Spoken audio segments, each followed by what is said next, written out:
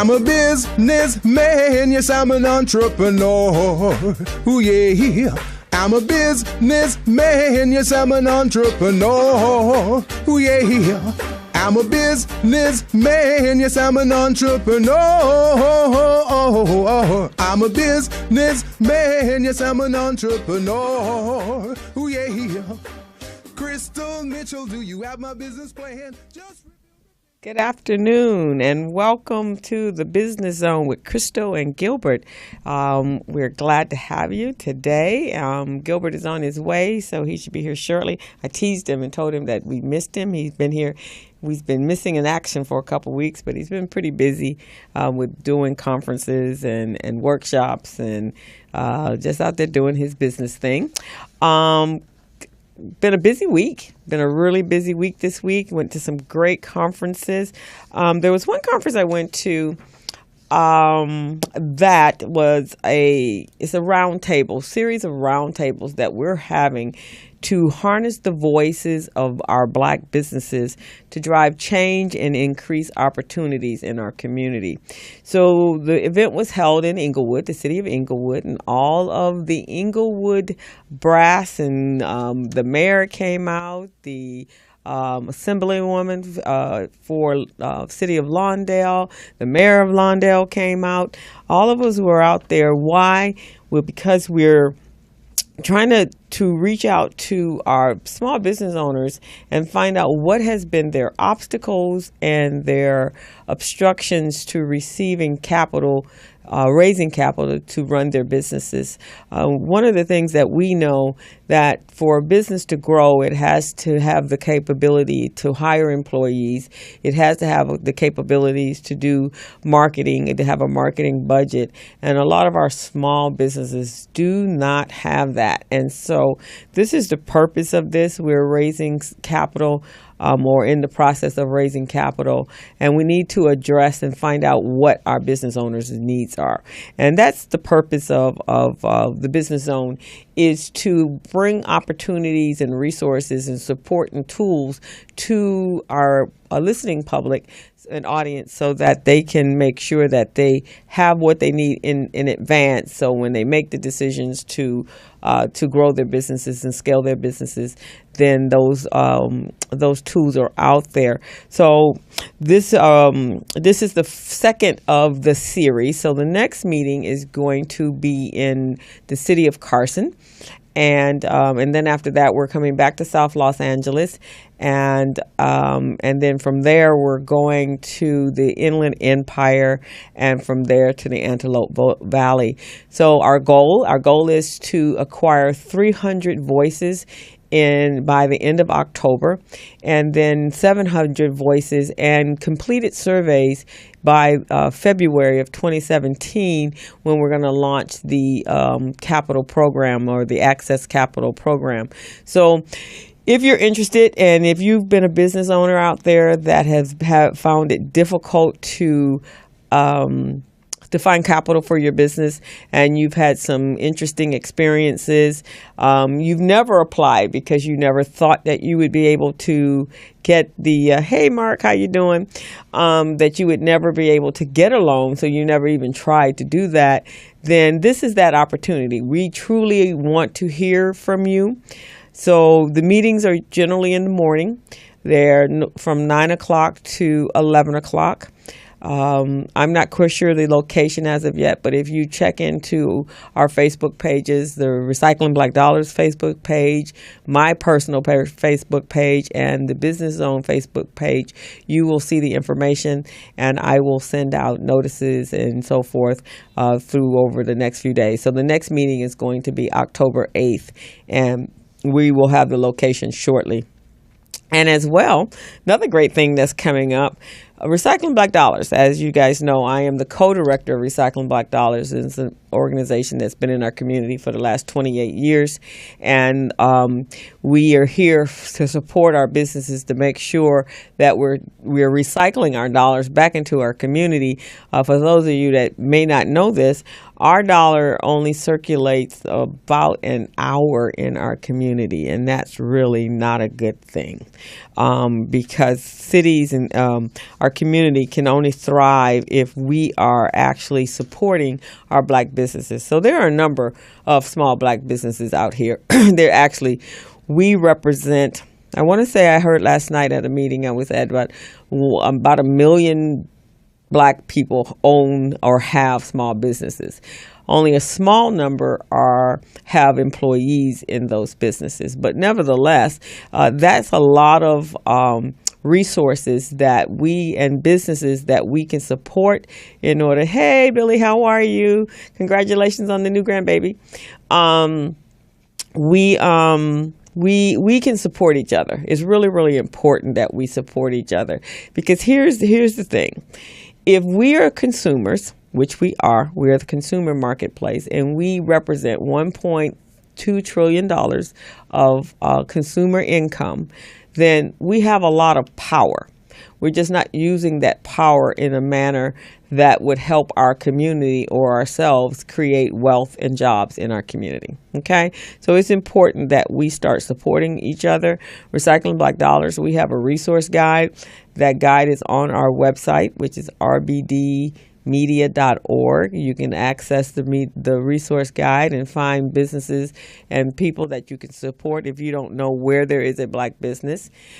We are still taking ads right now. And so if you want to get into our book so everyone knows that you're out there, then you can actually reach out to us and we can get you the information. We got about another week before we start putting everything together and go to print. So you want to be in the book. We're going to have we're going to launch our mobile app in the beginning of the next year, 2017. So you definitely want to be in there, because the goal is for you to have much more traction to be able to do national and global business. So that on that point. And RBD, we are celebrating the homegoing of our founder, Muhammad Nazardine, at our next meeting. Our meeting is on Tuesday. It's always the second Tuesday of every month, so mark your calendar. And it is and I believe that's the 14th, and we will be at Denny's at Crenshaw and Coliseum, and from 8 a.m. to 10 a.m. And so we're doing a tribute to Muhammad Nazardine. And so for those of you that are out there and you know Muhammad, and you've had some, and you know that this organization, the whole vision of this organization, and it's still been able to carry on 10 years after he has gone on to his glory, or to his original home, has been able to carry on because Muhammad was such an amazing revolutionary visionary, actually. And so come on out and help us celebrate his home, a tribute to him. And we'd love to have you. There will be, I will be sending out e-blasts shortly, probably next week. And my co-partner, Jackie B., she's already sent out quite a few. So quite a few people know about it. So come on out and join us on October 14th at Denny's on Crenshaw and Coliseum, which is, by the way, a black-owned business. And Ron Smothers, he's fantastic. We've been hosting our meetings there for the last couple of years. I want to say 4 years, I think. And so we're very pleased to be there. He's very pleased to have us there. And it's a great location for us to have our meetings. So we're going to talk about something else. What else did I do this week? I went last night, which was absolutely fantastic because I absolutely love this man. It is George Fraser. I attended the George Fraser Power Networking Conference last night here in Los Angeles. And he was here with a number of panelists that were absolutely fantastic. And we talked about money. We talked about you and money, and us and money, and the community and money. And we talked about why it's important that we start to think in a bigger, broader sense of mindset. So we had some great guests, our guest panelists. We had Letitia Wright. She was fantastic, and she's going to be on the show in a couple of weeks. Hey, David. And then we had John Brown, who is an investment real estate investor. Actually, he is a VC. He's a venture capitalist, and so he invests in a number of businesses. One of his clients we're going to have on the show. She has a drink called the Gorilla Drink, and so she's going to be on the show to talk about it. We had the money coach. Her name is Cosetta White. She was fantastic. We had Elsie Green, who is a longtime member of Recycling Black Dollars. He actually spoke at our meeting last month, and so he's really good. He's our money guy. And then our MC was Tammy Washington. So we had a fantastic time. We were at the Doubletree Inn by Hilton in Culver City. So if any of you have ever heard George Frazier speak, you know what we heard last night. And he's out also promoting, and yeah, David, it was nice, huh? He's out promoting, he's out promoting, what was he promoting? Oh, the Power Networking event that is coming up on next year, July, let me see the dates, July 6th through the 8th. So it's going to be some amazing people that will be there. Kathy Hughes, Damon John, Isala Van Zant, who else? Roland Martin and Willie Jolie, and just some major people. Actually, Dr. Julianne Marveau, if you've ever heard her speak on entrepreneurship, and she is the dean at Bennett College. She is going to be there. So I went to that Power Conference this past May, and I must tell you, it was absolutely an amazing experience. It took me days and actually a whole month to stop talking about it. I was in the room with 1,500 people that thought like I did, that wanted to do business with me, and the speakers, it was all in the TED Talk type of format, the 17-minute format, and oh my gosh, was it ever popular. So, and was it ever powerful? It was intense. We were there for 3 days. And from 7 in the morning to 7 in the afternoon to 10 o'clock at night. It was absolutely fantastic. So if anyone wants to call in to the show, it's 323-293-3375 if you want some more information on the Power Network. George will be back in November. He'll be back in November 19th, actually. And they're going to be in Carson, the city of Carson, at the community center. So if you want to come out and hear George and also register for the event at that time, that'd be fantastic. What else would we need to talk about? But it was so funny because there was so many fantastic people that I know. I actually acquired probably 5 more people that would be interested in being on the show. So that was fantastic. And I want to talk, and people were asking me yesterday, how come I knew so many people, and it was in an area, and everybody came from different places. I knew people from Recycling Black Dollars. I knew people from other business aspects and other organizations that I've been involved with, and it's called networking. It's called networking and making connections and leaving a lasting impression on those individuals that when they see you, they remember who you are, and also making impressions on other people who know me, and then they tell people about me, and then those people eventually I find have become clients as well. So, or also seeking out services that I have. So we're going to do a show at some point, possibly in the month of November.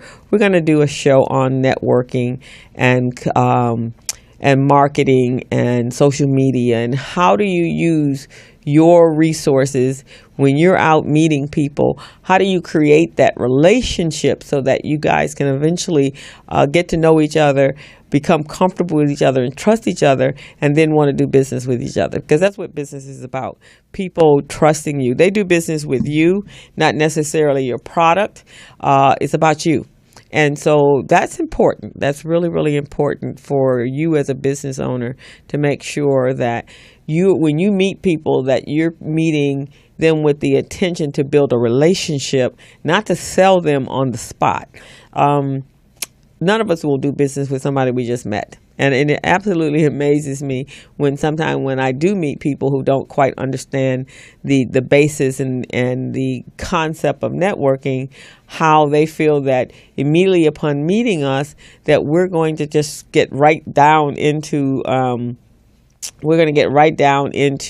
having conversation, and I'm going to be ready to, on the spot, just do business with them. I don't know them. I don't know anything about them. I don't know anything about their product. And it's like rushing. It's like dating. It's like going on a date and immediately you're asking the person to marry you 5 minutes after you met them. Okay, so we're not going to do that, right? So it's the same concept with networking. So in the next month or so, we're going to have a conversation on what that looks like and how do you network and how do you make it effective for yourself and also beneficial for the person that you're meeting. And guess what? My co-host just got here.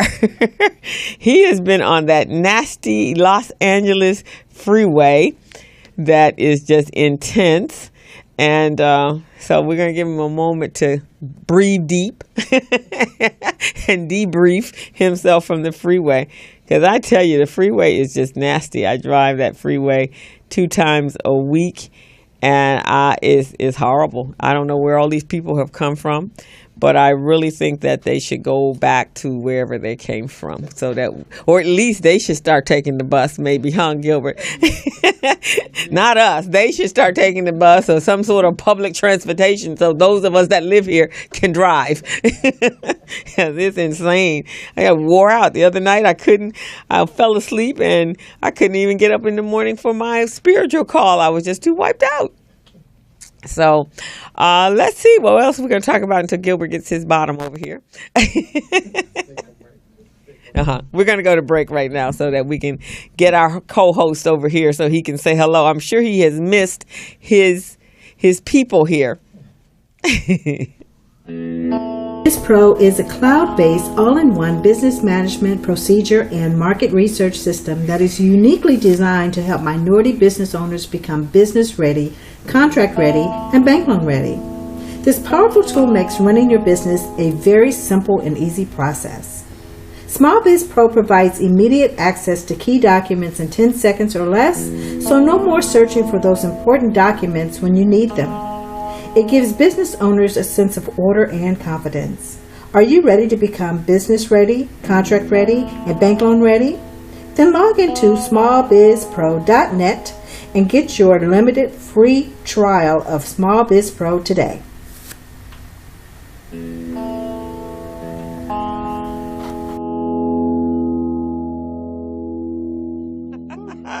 He's like, whew, whew. Wait, let me get my mouse.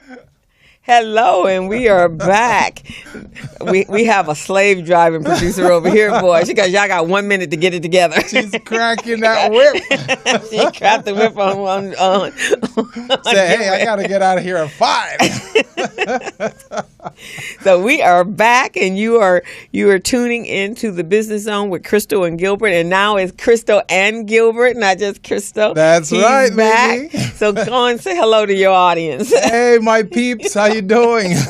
Entrepreneurs, I know you guys have missed me for a little while, but I got good news and good tidings of great joy for you. So, Crystal, thanks for holding the fort while I wasn't here. No problem. It's fun. And Poetess, thank you for making things happen also. I hear you had a great podcast class the other day. Excellent. So we're going to do this again soon?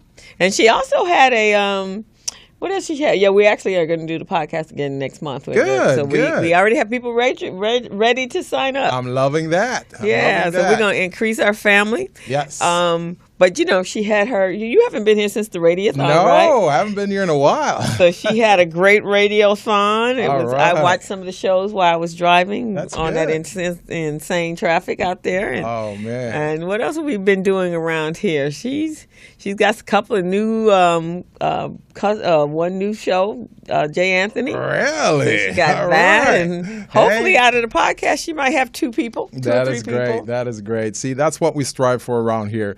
We always want to have new talent, new blood join in the family. And, believe me, Felicia have done a great job in reaching out and sharing her resources to all potential business owners. So much respect. More power to you, Felicia. And you see the new edition? Oh, yeah. I'm looking at that. I'm going, man, I look handsome. Look at me. Look at me. I know, huh? Isn't that pretty cool? Oh, that's great. That's phenomenal. So those of you that are on Facebook Live, you guys can't see what we see. And so if you go on morrismedialive.com, you can catch the live podcast. We are broadcasting right at this present moment. So it's morrismedialive.com.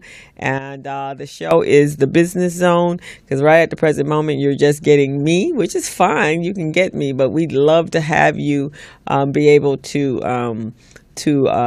view the show while it's going on, because you can call us and you can have comment. And we're the Business Zone with Crystal and Gilbert, and the call-in number is 323-293-3375. We'd love to hear from you. So tune in, go online and to morrismedialive.com and check us out. And also people on Facebook, while you guys are doing that, go to the Business Zone with Crystal and Gilbert, our website, and subscribe. And go to our Facebook and like us. Yeah. And as well, go to YouTube. Hey, Jashelle, how are you? Good to see you. Glad that you're tuning in. And go to our Business Zone with Crystal and Gilbert to our YouTube channel and subscribe, so that if you do miss the show, that you can actually get I'll put the link up on by this evening and no later than Saturday afternoon, and you can see the show then if you are in a position where you can't watch it right now. Excellent. But in the meantime, stay on. You can hang out with us on Facebook Live, but you're only going to get a portion of us. So don't tell me that the sign is backwards, because I know. Excellent. So last week, Crystal, I was at the California Hispanic Chambers of Commerce's 37th annual convention. That was phenomenal. We had a lot of businesses there, a lot of great contract providers and prime contractors. Okay. It was just great. I facilitated a workshop in the morning on contract readiness, teaching small businesses how to become ready, so that they can bid for contracts and they can access their documents in 10 seconds or less using Small Biz Pro, and also be able to produce their documents on the spot, just like you were just talking about in the previous segment. Okay. About, you don't want to date someone and then all of a sudden you're expecting, hey, yeah, hey, let's go to the chapel. Right. You want to make sure that, you court these people, and by courting them, you want to demonstrate that you're actually ready to get in a relationship with them, that you've got some good qualities, you've got good values, and your core competencies speak for you, and it stands out. So then these people can take that information and make good quality decisions about you. So that's pretty much what that was about. And then right after that, we had I moderated a panel with some of the heavy hitters, the major prime contractors, Pacific Gas and Electric, that's PG&E, and Southern California Edison. You got AT&T.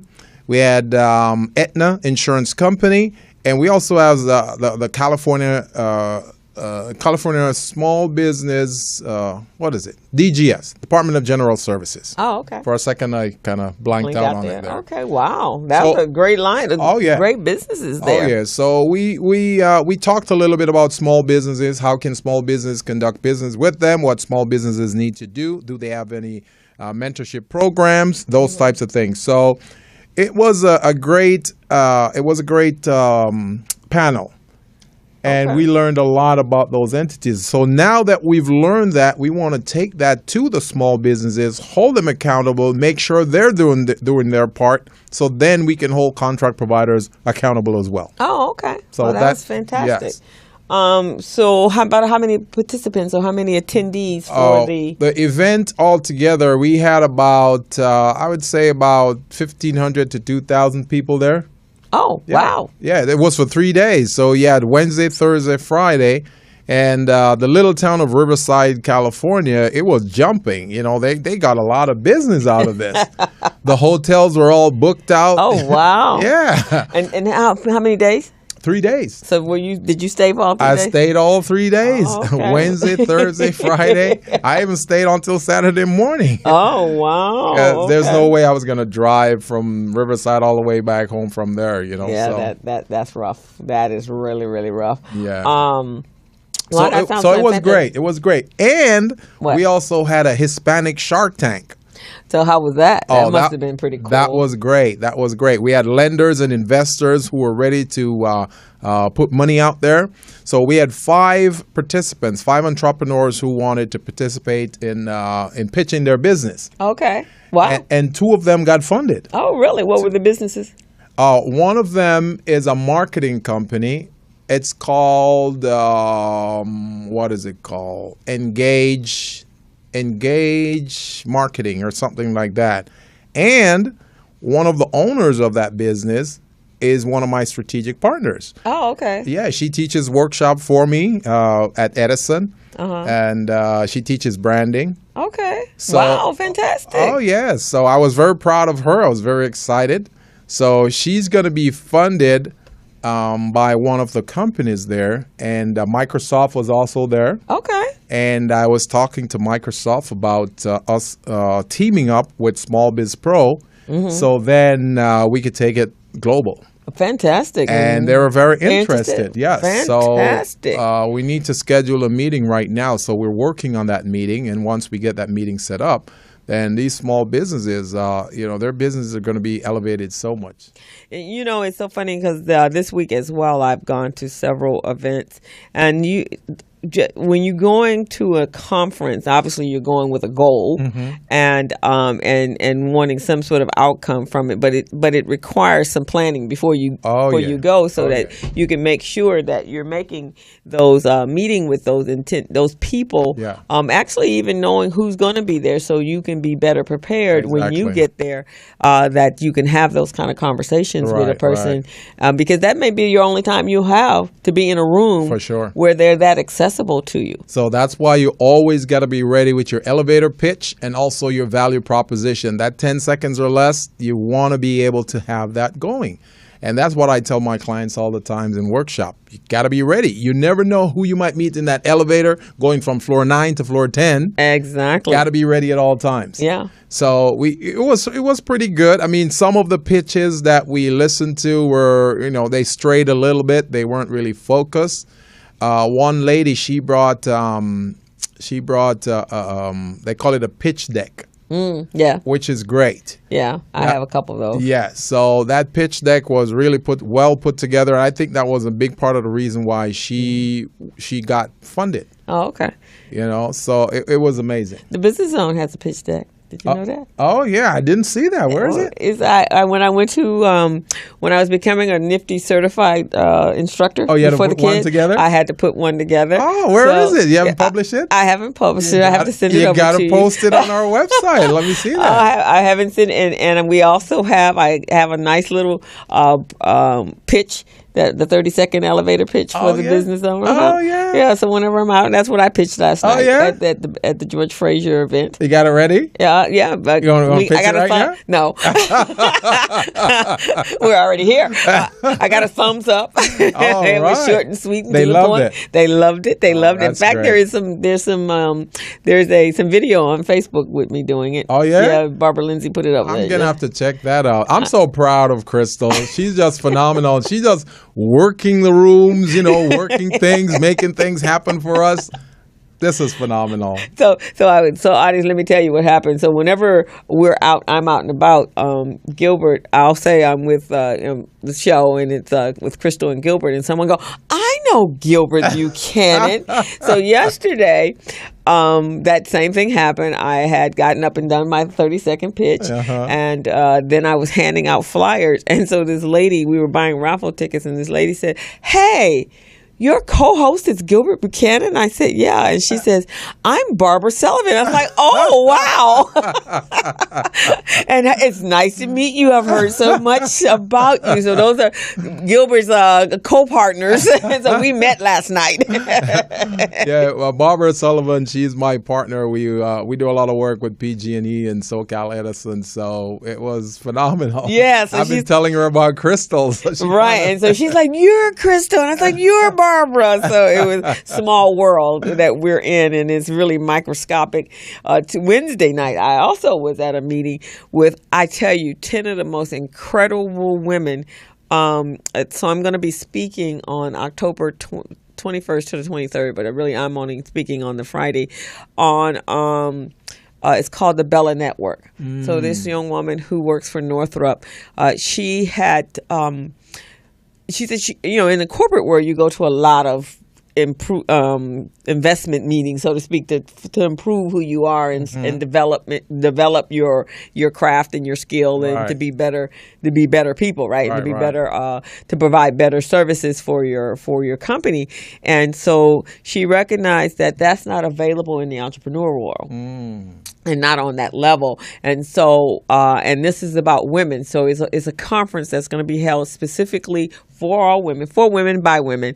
And I was just so impressed with the when everyone was going around the room telling about themselves. I was like, wow. So her vision is, her name is Alicia, and her vision is, because everybody in the room, and this is the very first time I've been in a room that we've all been coaches. Either life coaches, business coaches, spiritual coaches, just everybody in there. That's what we did. So and there was no duplication in the room. We were all coaches, but no duplication in the room. So she was saying, see, this is what I'm talking about. We could have a huge corporation that all of us serviced our own areas, but we worked together. That's great. And it was, again, about us coming together to collaborate and utilize our resources and our skill sets and our talents and to be able to service our population, but at the same time get paid. That's excellent. I like that. It was a real powerful. So when are you guys going to do it again? So our next meeting is we're still, because the event is going to be happening in October, the third week in October. Right. So they're winding down. So I am going to speak on networking. Oh, excellent. Excellent. That's your strong suit right there. Yeah. So they couldn't get a better person to do that. Right. So it's going to be excellent. It's going to be at a hotel down in Long Beach called the Hotel Maya. Beautiful hotel. Oh, I know that hotel. You know that hotel? Yeah. So that's where it's going to be. And and we were talking the other day, and it's interesting because sometimes when we have an event, we think that the event is for everyone. Mm-hmm. And so as she and I were talking and the cost we were talking about the cost of the conference. Well, the costs kind of made it not for everybody, right? And so she was trying to figure out who she had gotten the demographic down to 35 and up, 35 plus. Yeah. But it was a little bit more specific in that because the signups have been slow. So I mentioned to her, she had told me her story. She works for Northrop. She's a chemist. Now this is what we're talking about: chemists, female engineers. One lady, she was the executive recruiter for PG&E, actually. I mean, these were C-suite at the top of their game. Excellent. Now they've become entrepreneurs. That's great. And so what I heard in the common thread, I was probably the only one that had been an entrepreneur for such a long time. But most of them had worked in corporate America and had just kind of emerged out into it. So the common thread was it was a tough journey leaving corporate America and working as an entrepreneur. Yeah, because they're moving from sure salary. They got their fixed salary that's coming in. Now you gotta scrub and scrape and battle for revenues. Revenues. So now they have to do what we do as entrepreneurs: go out there and you market, and make sure your system is working, so it will really result in some revenues. For exactly. So that was some of the issue they were talking about. So when she said that to me, and I heard that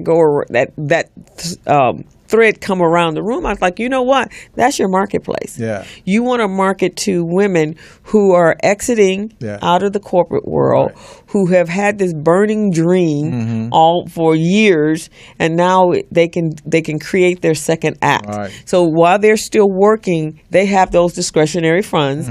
They also are already accustomed to going to those kind of workshops and knowing the value of those kind of workshops.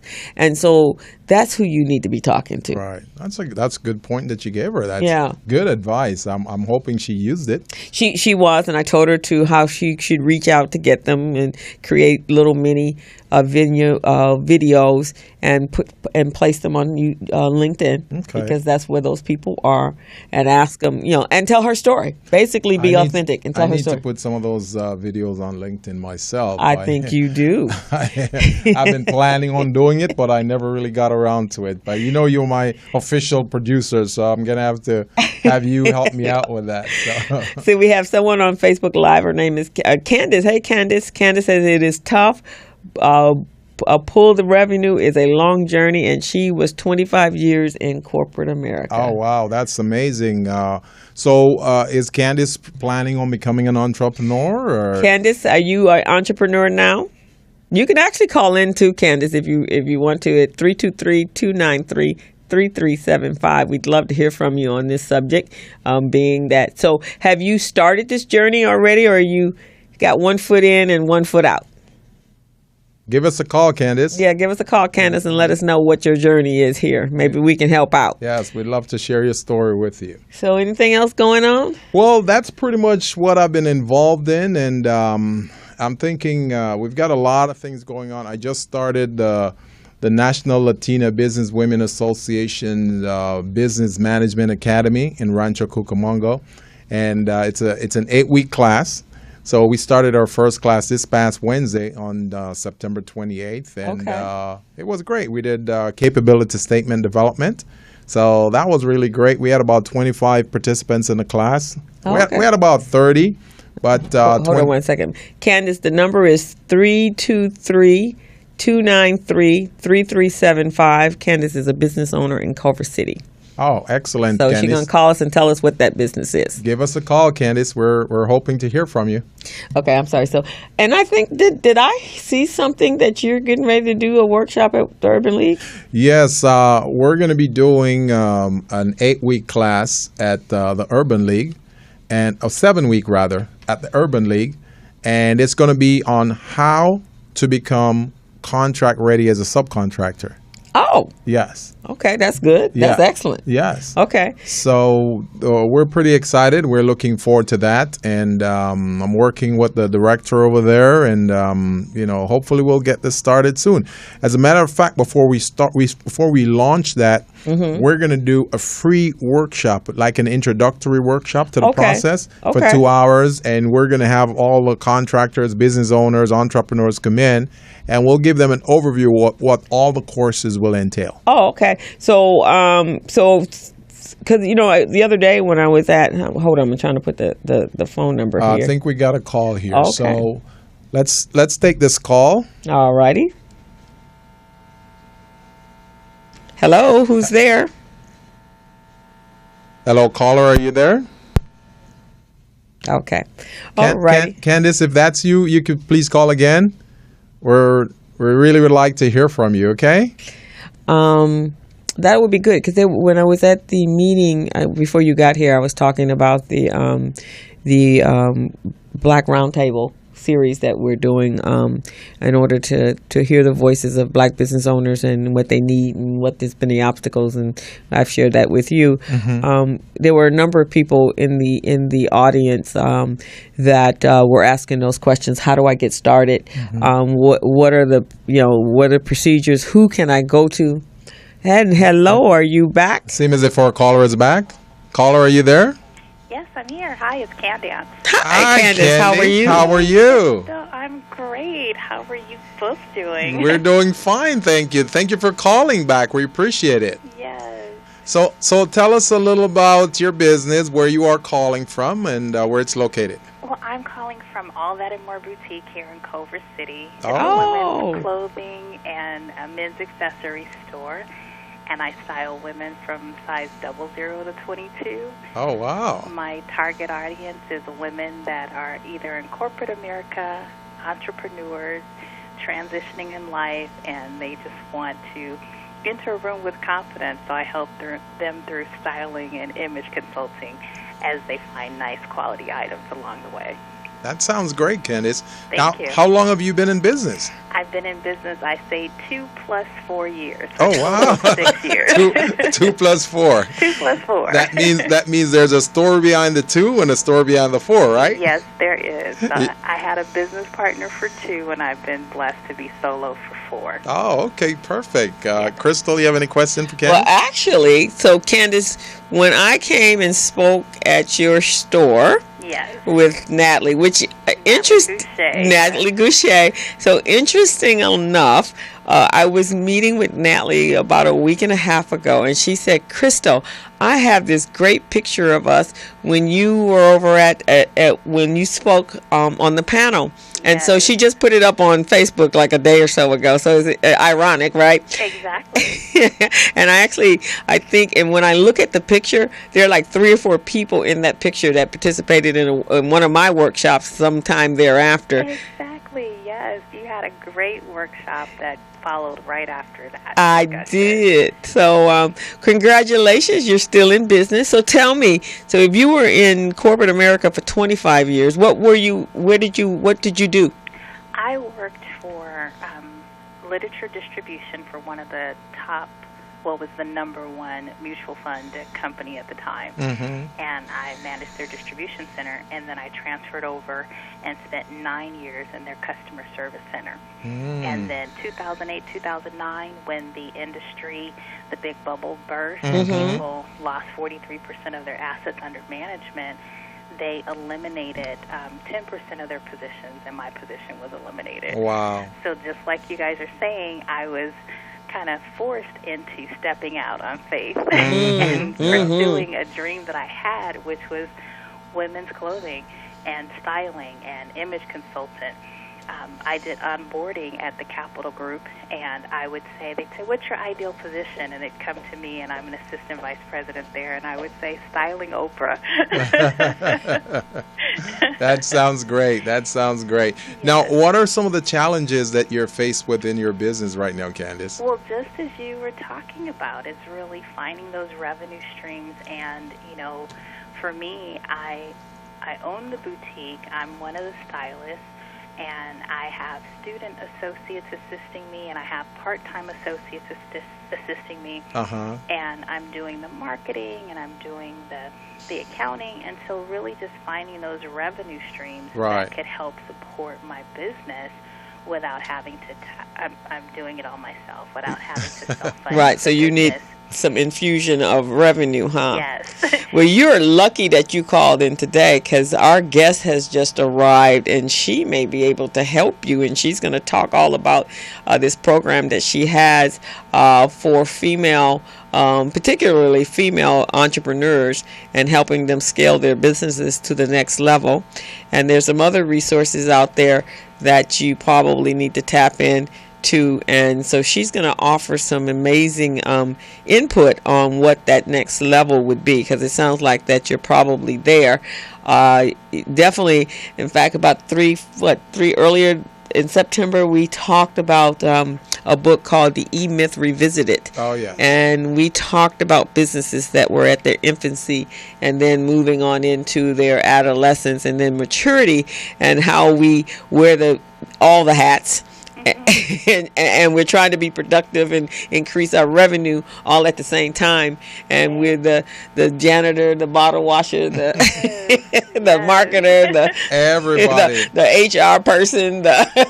And the other challenge that I have is that you know those programs are out there. You know those opportunities are out there. You got to get out there to meet and go to the various trainings and seminars and things where you can find the different organizations that will help you, but how do you do that and still open your door? You're right, exactly. And that's a very good point. Yeah, that's one of the challenges that's facing entrepreneurs. They call them solopreneur or something like that.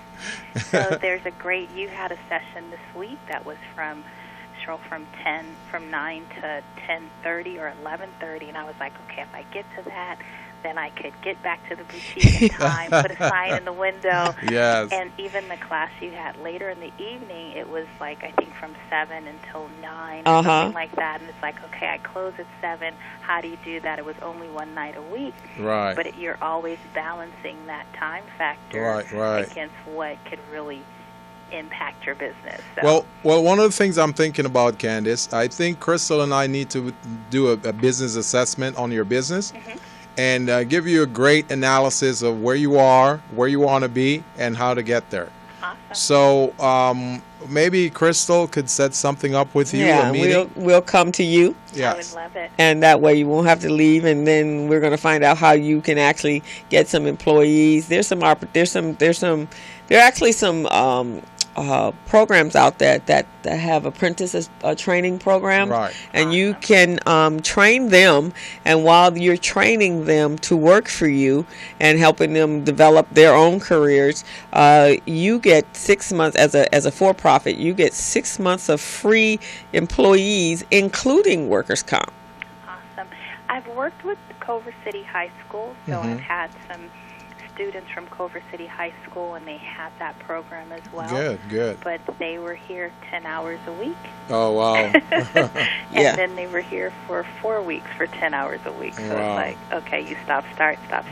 Yeah. Yeah, and this program is they would actually be there for 6 months, and then at that point, full time. They can be full time, and they would be there for 6 months, and then after that, they would even you guys are getting a chance to try each other out, and then if you want to hire them, you hire them, and I think there's still some kickback to you for several $100s a month, and I don't know what that time frame is, but there's a couple programs out there like that. That's wonderful. And Candace, also, Crystal and I, we teamed up with Mount San Antonio College, and we provide services to them in terms of bookkeeping, payroll, service, and accounting, QuickBooks. Awesome. So that could be a service, and we're currently working on rolling out what we call an ETP program. It's called Employment Training Panel. Okay. And really what it is, it helps the employer provide their staff and have them obtain training from the program.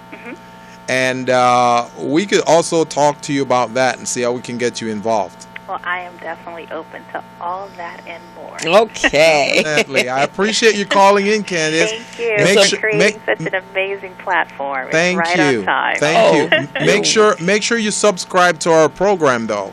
Okay. Okay. Crystal, you want to tell her how? Yeah, so you can go to One Morris Media Live to watch the show while we're broadcasting live, and then you can go to our YouTube channel and then subscribe there, and then when I upload it to that platform, then you'll get a notification that we uploaded a new video. And also subscribe to Morris Media Live. There's a studio here that is absolutely amazing. And Candace, you might be interested in having a podcast when we get you some employees, of course. Yes. on styling, since you're a stylist, that would be a great venue for you to drive traffic back to your store. Definitely. I saw all of that. Natalie posted the information. I saw your live stream, so I jumped on this morning. I'm like, ooh, right in between a customer. This is great. So, yes, I see what you're doing, Crystal, and I'm going to go follow all your channels so I can stay connected and get all the tidbits you're offering. Can you see me now, Candace? Can you see me? Am I on there? No, you're not over here. No, you're not. I see Crystal. There I'm still watching live. There he is. Can you see me now? Wait, hold on. I hit the wrong button here. But, yeah, you guys, thank you so much. Not a problem. For providing such an amazing, platform and what you're doing for small businesses, and it's going to have such a huge impact. Thank you. We just have to be able to reach and touch you. Definitely. And I know you guys are going to make a difference. So Thank you. We want to be that voice for small businesses. We're the advocates, so we want to help you to elevate your business, your performance, take it to the next level. Okay? Thank you. All righty. Make sure that you reach out to me. I don't know if I have a phone number on you, so if you can inbox me on Facebook, that would be fantastic, and I can call you. All right. And Okay, tell thank your you so friend, much. tell your friends to call in also. Oh, definitely. There's some local. I work with 15 local designers here There in you Los go. Angeles, California, that will be tapping in and calling you guys. Right. We're looking forward to hearing from all 15 of them. Yes, you will. Okay, thank Candace. You. Thank you Bye-bye. for calling in. Hey, Maria, how are you? Glad Thank you're you. watching. And guess what, Gilbert? Our guest is here. Oh, excellent. And we're so excited. And Excellent. that conversation we just had, she probably has some great amazing, transition into that, right? Yeah. So why don't we go ahead and take a quick break and and we could bring up our guest and we could share a lot of great resources. All right. Sounds fantastic. Excellent. So take a break. Business Pro is a cloud-based, all-in-one business management, procedure, and market research system that is uniquely designed to help minority business owners become business-ready, contract-ready, and bank loan-ready. This powerful tool makes running your business a very simple and easy process. Small Biz Pro provides immediate access to key documents in 10 seconds or less, so no more searching for those important documents when you need them. It gives business owners a sense of order and confidence. Are you ready to become business ready, contract ready, and bank loan ready? Then log into smallbizpro.net and get your limited free trial of Small Biz Pro today.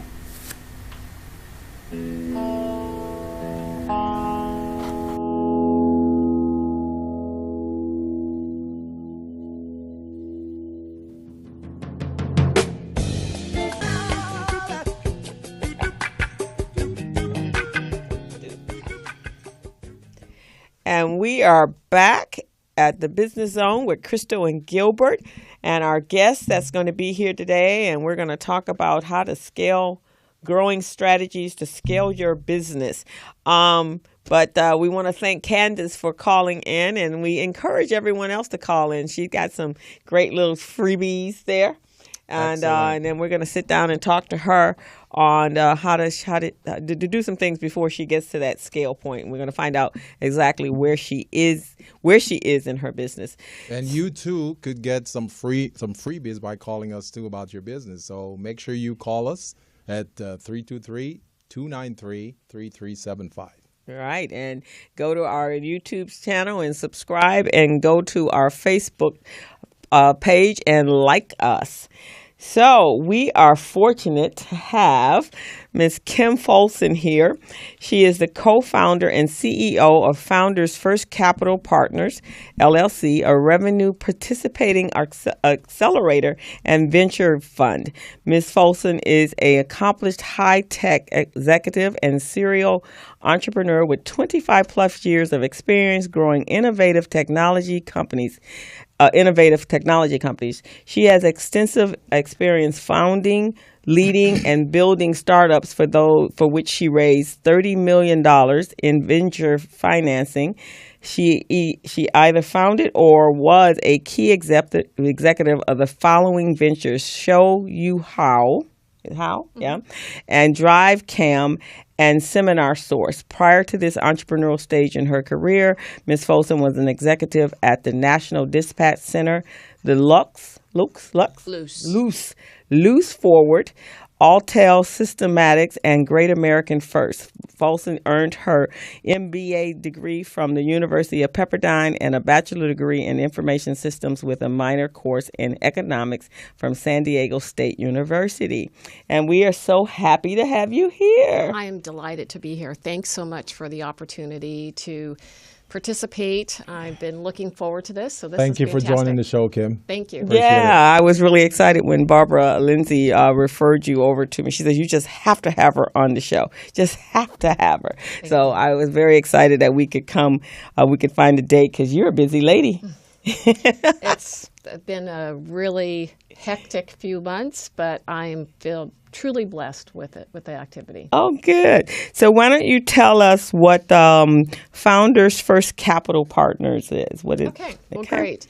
Well, what Founders is as you had included in my bio a revenue participating accelerator and venture capital fund, and that probably sounds like a whole lot. Yeah, it sounds like a whole lot. So in poor man's term, what does that mean?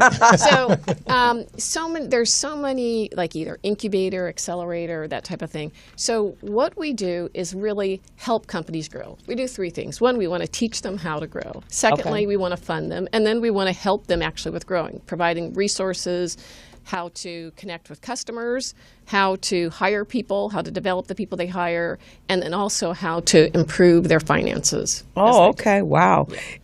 I didn't know these. You know these occur in other ethnicities. Right. And that's really it. So that's the one piece of what we do. And then the other is we're a venture fund. So there are three, as you talk about the majority, there are three accelerators that are by far the best. One of them is Techstars. The other one is 500 Startups. Okay. And the third is Y Combinator. That's where companies like Airbnb and, a number of the, very, very hot, what's called unicorn companies gone through. Do you mind repeating those three again? Y Combinator. I know about them. Techstars. Okay. And the third is 500 Startups. Oh, okay. So a number of, very popular, as I said, like Uber went through those, Airbnb, those companies went through an accelerator like that. And they're considered like the Ivy League of accelerators. There's about 1,500 accelerators right now. Oh, wow. Okay. And so, you can think of it as, colleges. There's all kinds of colleges, but everybody knows the Ivy League, Harvard, Stanford, right, those exactly. schools. Those accelerators are like the Harvard, Yale, and Stanford of accelerators. So the Y Combinator, what does that mean? Generation Y? Is that what it is? It's a function of taking entrepreneurs and investors, combining them to solve a problem and helping them grow. That's what the Y Combinator is about. So are they mostly, because my girlfriend and I have a business that we're going to be launching, and we've been looking for funding and looking at some of the accelerators that are out there, and it's a men's grooming salon, upscale. So, but a lot of the ones that we had actually researched were all for tech businesses. That's correct. Most of them are and for most tech. of them are for tech businesses. Okay. That's where their real focus is. Tech Okay. and some software, hardware, that. And that, is where I started as an entrepreneur. Okay. I started my career as a software engineer and then went from that environment, running somebody else's company, and then went out on my own. Okay. But with going back to our story and what we're doing is, one, we're accelerators, so we teach you, we fund you, and then we actually help you with growth. So the other piece of what we do is, for a certain group in our accelerator, we actually provide them with funds as well. Okay. Really? Yeah. Fantastic. So what's the scale of your funding? So we are the performance of our fund is to be able to fund folks between $50,000 to $500,000. Okay. And it's not, all at once. It is, based on performance. So initially it could be anywhere from $50,000 to $100,000, and then based on their performance, we'll provide additional So funding. it could be done in progress payments. It's progress in fundings. Right. Yeah. Okay. So, because that's really the basis of the accelerators, right? Is you're there, and as you're going through the process and being educated, you're still running your business, right? And then as you get to different levels, then you're infusing the funds for them, right? And so how we start working with these companies is through our boot camp. Okay. We run a boot camp 3 times a year, and our mission is to teach these companies how to create a growth plan. A few things unique about our accelerator. One, we focus on the underserved market, where you talked about it's mostly someone else. And we also focus on companies that are service that could have a tech enablement to them. So service or technology-enabled service businesses.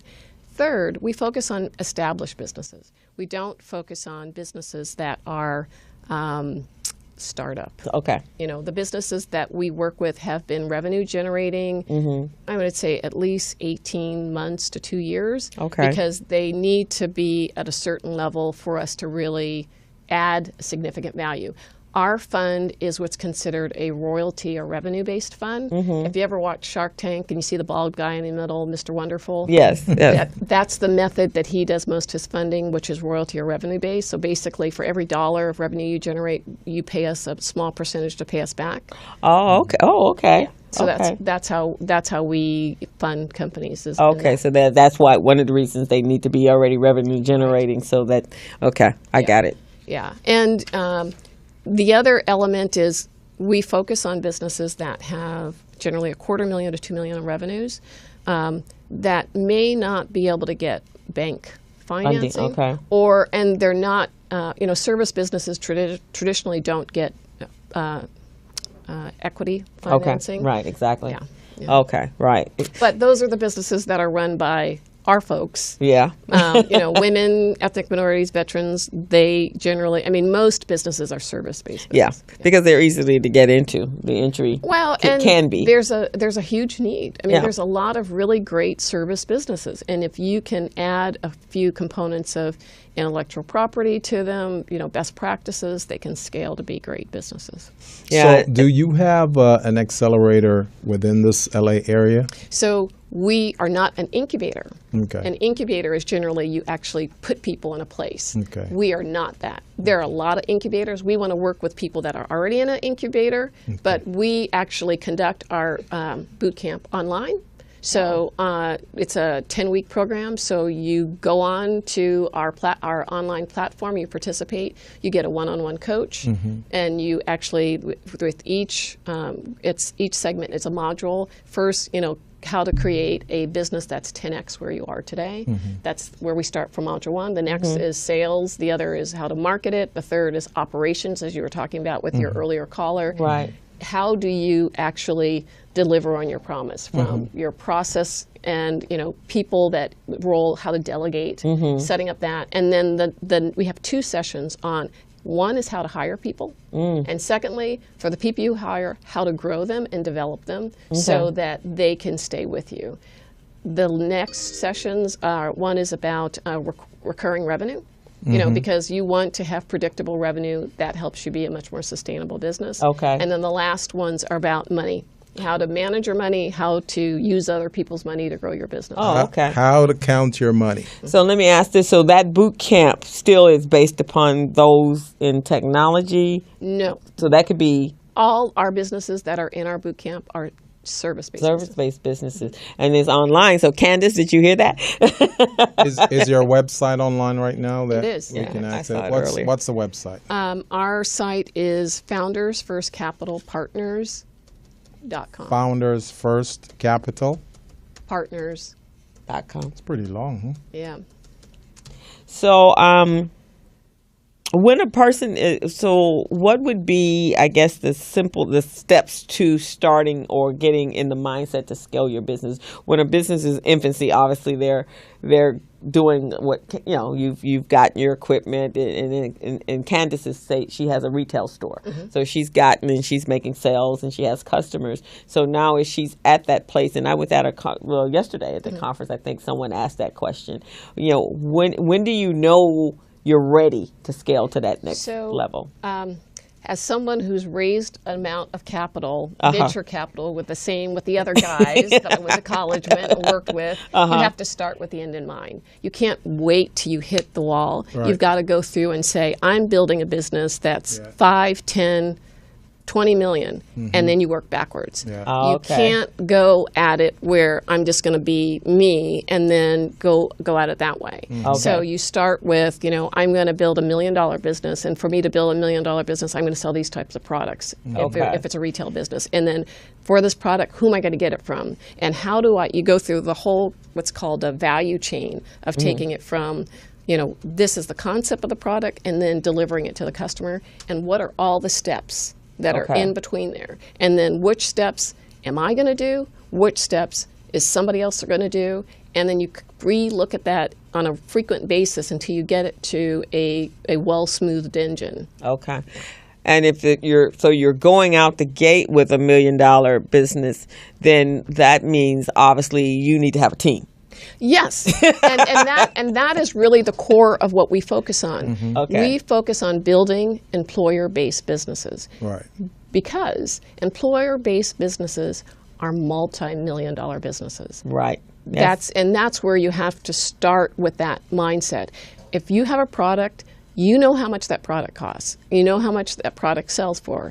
If you're saying you're going to build $1 million business, you take that $1 million, divide it by the sales price, and that tells you how much you've got to sell. And then you just go through and say, okay, this is how much it costs, and this is what I got to do to go through it. And I know in order to sell 1 million of something, Right. it can't just be me. It cannot be you. So are you guys listening to that? Because a lot of our small businesses, a lot of the people yesterday when we were at George Fraser, most of them are they're solo premieres.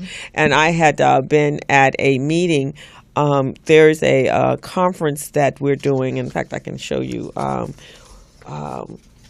what we've been doing, a series of roundtable meetings, and the whole purpose is to create a African American capital fund for our businesses, just like they have the Jewish Federation and the Jewish Fund and the Asian and so forth. They've identified $10 million of the fund from black lenders across the country, and so the balance $5 million, because it's going to be a $15 million fund. The balance is coming in from the Milliken Group Institute. So what they wanted to do was hear the voices of the small business owners, the underserved business owners, what has been their obstacles and their challenges to find funding and capital so that they can have employees. So we had a meeting in Inglewood at City Hall, and we had about 125, 130 people. So we were getting feedback. We had a four-person panel, and then we were getting feedback from the individuals. And every one of them stood up and said, I have been in business for 5 to 10 years, and I have been doing this by myself. And some of it is being able to get other perspectives of how to do it. Right. You know how to satisfy a customer. Right. It's just going through and creating an engine of how to do it. Right. And it's not just about you. Yes. It's people. It's work. people. It's how to work with people, because at the end of the day, it's working with people. Yeah. And that's what we were basically telling them, that you can't run a business just by yourself. Right. But it is a paradigm shift. It is. And there are lots of soft skill related issues, because it's trust. Yes. It's letting go. It's, do they have as much interest in it as I do? And, you're going to have to trust somebody else. Right, exactly. And the other side of it is, no, they're not going to treat your baby like you do. That's just not going to happen. It's not going to happen. Right. Because, you're the owner. If it goes really well, you see the biggest benefit. But you can share enough, specific chunks of the business opportunity with some individuals so they can get bought into it. And so, what we do with founders is, we target folks that have got maybe 3 to 5 employees by the time they're at that $250,000, and our goal is to help them grow to be a 20 to 50 employee business. Oh, okay. Because when you grow to that point, there's different stages that your business goes through as you go through different steps. Okay. So we have a couple. Candace says, yes, I needed an engine and the gas to fuel the engine. And then we had someone else said, me too. And someone, trust is huge. And what else we got going on here?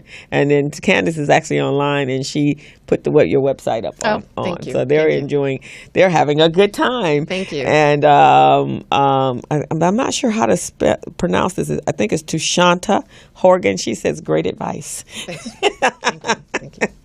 So if you guys, you can call in to 323-293-3375, and I'm sure Kim would love to answer any of your questions. So call us. And Candace just had a great time. And how do you maintain, somebody just asked the question, how do you maintain and gain trust? So it's first, again, being able, there's 2 pieces. One is vision. If I said to you, you can have $1 million business, you can have a $5 million business, you'd probably think, oh gosh, that doesn't sound possible. But if you look at your business, let's say that your annual revenues today are 100,000 or 250,000. The first is being able to you visualize it, and the quickest way of doing it is add another zero on there. You add another zero on there, you got $1 million.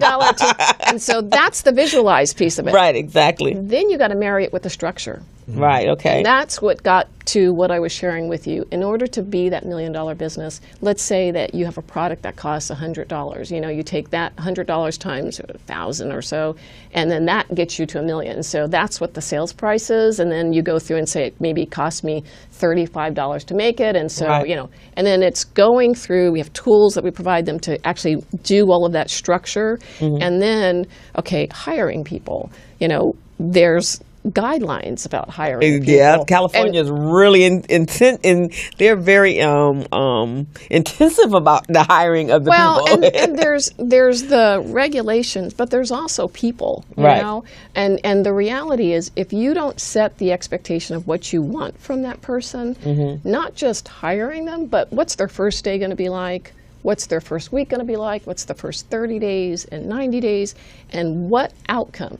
That person is, I mean, sometimes people are hesitant to hire people because it's like, you know, I just see it as taking money and lighting it on fire. Yeah. Because, you know, they're going to cost me X, Y, Z, and they're not going to do what I need them to do. Well, before you, you know, bring them on, you tell them, these are the outcomes that I need. And make certain that there's a meeting of the minds, and you know that's clearly understood beforehand, before you hire them. Many times people hire people and think, well, they're just going to figure it out, and that doesn't. Right, exactly, because there's training. In fact, I have a client, and I'm sure you've got tons of clients, but I do a lot of QuickBooks training, and so I'll go on site to do that. And I have had a client that I came in and trained his employees. You know, obviously, because this is what I do for a living, so I could observe that some of them this wasn't where they were best suited, and he had no idea. So they were everybody's just kind of figuring it out. So of course, and you bring up a good point. It's hire, it's training. It's not just bring them on and they'll figure it out. Right. Because their figure it out is not the way you did it. Exactly. So, or you expect it to happen. And so you've got to set those expectations. Training is critical because, you know, when you don't train, it costs you. That's when it's lighting. And they don't know, I don't think they recognize that it, you know, to train a person, it's better to train a person than to bring them in and keep having to go back out and rehire. Right. Because that's costing you, costing you money. Right. Not just in advertising and so forth to bring that person in, but you're going through that cycle, that learning curve each and every time. And so finally, this client of mine, one of his employees left, and he's like, oh my God, I'm always at this place. And I said, well, I guess we need to then, if you're always at this place and you've gone through this process 4 times, now I don't have to ask who you're hiring. I have to ask what is going on in the hiring process, because obviously you don't know what you're looking for, and you need to identify that before you hire your next employee. Right. And the onboarding process and giving them that feedback. Right. And sometimes that is hard for people to give people less than spectacular news, but you have to do it. And sometimes it's maybe practicing with a friend, saying, you know, this person is having this particular issue, I'm going to share this. Because the other factor is you just invested in hiring that person. Right. Just like he said, I don't want this person to go, but so then you need to go through and say, you know, I hired to do these 3 tasks. Right. You know, this task you did really well, this task not so good, but this is the things I need you to learn how to do. Right. But it takes the time, and it takes a way of being able to have a civil conversation. So exactly. Or constructive. Exactly. It can be constructive criticism and say, okay, maybe I need to find some training for you. Right. Or maybe we can get a extension course that we can invest. I can invest in you going to, and I'm willing to do that. Are you willing to do that? At least you're meeting on a common, in a common space. The ideal is that you set that up front. Right. that you've gone through and said, these are the outcomes. In order for them to do these outcomes, it could be you're going to do payroll for someone, or you're going to do accounts payable, or you're going to create some spreadsheet. What skills do they need to do that? And make certain as part of that interview process, you've given them enough tests or examples so that you know they have that skill. Exactly. The contract that Gilbert was saying that we fulfill for Mount SAC is actually a partnership with our cohorts, our Los Angeles County Education Office of Education and Mount SAC, and that's where the classes are facilitated. And then I come in and I teach them QuickBooks, but the program is set up for those individuals that are on the county services systems. And so they've recognized that they're not going to get off the system if they don't have some sort of skills. So they send out a flyer and anybody interested in bookkeeping. So this is our third time.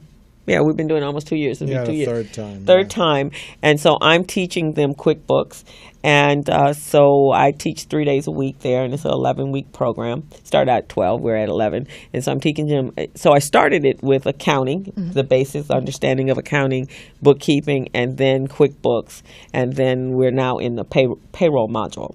So when we're done, these individuals will get a certificate saying that they know how to use QuickBooks. And then they're also learning soft skills on how to be an employee and what they're required and what their expectations, what the expectations of them working there. And in addition to that, they're learning Microsoft and Excel. So they go to school 5 days a week. And then at the end, then we find placement for them. And so we've been pretty lucky. We got a 95% placement rate. Oh, that's great. Yeah. And those skills are much needed. I mean, unfortunately, small businesses go through accounting staff too frequently, Yes. and that's very critical. There are several reasons for that. One, they don't recognize what they need. Two, the people they get, they either don't treat them the right way, so those folks will end up leaving because people are always looking for better opportunities and better conditions. And then the third one is the person who came in with the skill probably doesn't know how to apply it well. Right. And one of the things that we've seen and we've taught about in our workshops is when we're talking about the methods of accounting, there are two methods of accounting. You got the cash basis and the accrual basis. And many bookkeepers do not know that. You see what I mean? They're the ones who are supposed to know it. Right. Yeah. So we've come across that. So after some of them have been trained and come to these employers, they lack those skills. So then they have to go. And that's the most important, especially your back office, understanding where the money is coming from. I've gone in and helped companies switch over their accounting system over to QuickBooks because whatever they had wasn't working. And I've been able to identify right away, I don't think this person has the skills that you thought they had. Because when I'm just speaking, we haven't even done anything yet, and I'm speaking in accounting terminology, and they're looking at me blankly, they don't have an accounting degree.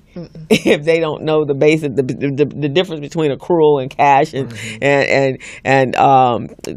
profit and loss statements and that kind of stuff. No, they don't have an accounting degree. So I've had a couple of clients like, wow, they told me, well, it's not about a told. You're supposed to be checking backgrounds and so forth. There's been a question, how do you find help on building an employee manual? There are, there's lots of really great resources out there, from different magazines, be it Inc. magazine, Entrepreneur magazine, that can give you guidance with regards to employee manuals, hiring tips, and those particular things. Okay, so The question is, though, do they want free manual or they want consultants like ourselves to develop it for them? And that's the other side of it. Right. You're going to, you got to pay to play, Yeah, you do. And when you have an employee, you want them to be productive, then you need to tailor it to your organization. Just as you Exactly. talked about, accrual versus cash, you need to be able to provide those elements as part of the interview process. The role is in accounting. We're accrual-based accounting. Our accounting year, our fiscal year, is either January to December or June to July, but all that has to be communicated up up front. Right. In fact, that's what I tell my students. I say, like, okay, when you go in and you're going to be hired, this is what I'm going to ask you. Because the first week or so, you're in an exploratory mode, and they're in exploratory mode. I said, so ask them for their chart of accounts. So when you do actually start working, you'll see where and what, and then you need to know whether they're working on a calendar year or fiscal year, and then you want to just peruse and ask them, can you just look through the system to see, so you can become familiar. So before they throw you in the fire, you've asked them very key things, because it's important to know where you're going to post this information and what type of business that they're doing, and understand their business. Because different businesses perform differently, right? And so, so that's one of the things that I've been teaching them, so that when they go in, they're not. So, in addition to their soft skills, I'm giving it from the accounting side what they're going to be looking for. And when I do the quizzes and so forth, it's all geared to what they're going to be asked when they take that qualifying exam for a test or a quiz, when they're looking to be, because they got to go through that process anyway. Right, There's they're no way. actually applying those skills in a real life. Right, and that's the difference between me teaching it and then just an academic teaching it, because I'm actually, this is my business. This is what I've done for almost 30 years. So I've been using QuickBooks since they started. So I understand the program. So that's pretty much why we can say we've had the 80 to 95% higher rate. Congratulations! Because of the fact that they're learning it that way. Now there's 4 minutes. Well, we have a call. 4 minutes before our next break, but we do have a call right now. So let's take this call, and then we'll talk about the break. Hello, caller. Are you there? Yes, I am. Yes. Tell us your name and where you're calling from, please. My name's Lamont A. Coleman, and I'm from Biblical Films Network, the BFN. Oh, excellent. Well, welcome to the show, Lamont. Thank you. Thank you. I also have my vice president, Denver Dowridge, here, and one of my editors, cinematographer, and partner, Mr. Isaiah White. All righty. Thank you. Wow. So you have a question for us? Well, pretty much I was talking about, I was basically to talk about the issues that are going on in the entertainment industry and what we're trying to do. Okay, well, tell us a little bit about it, and let's see if we can help to resolve some of that for you.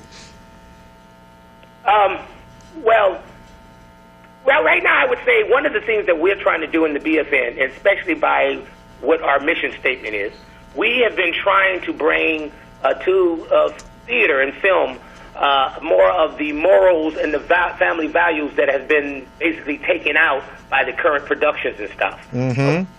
With us at the Biblical Film Network, we have been really emphasizing working more with the youth when we talk about the morals and the family values.